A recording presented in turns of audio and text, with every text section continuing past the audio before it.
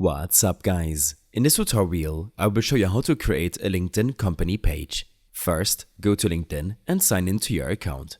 Once you're logged in, head to the top right of the LinkedIn homepage and click on the For Business option in the navigation bar. From the drop-down menu, head to the bottom and click on Create a Company Page. This is where you will begin the setup process. You will now be asked to choose the type of page you want to create. Select Company from the available options. Next, enter your company's name. This will be the official name displayed on your page.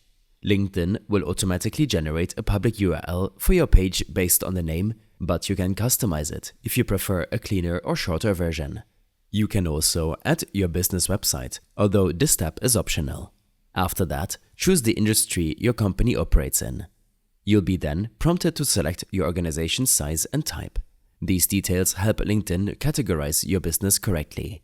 To make your page visually appealing and trustworthy, upload a clear company logo and write a concise tagline that summarizes what your business does. Once all required fields are filled out and you're satisfied with the information, click the Create Page button at the bottom of the screen. You can now start posting updates, sharing content, and building your company's presence on the platform. I hope this helped you out. Leave a comment if you have any questions and see you in the next one.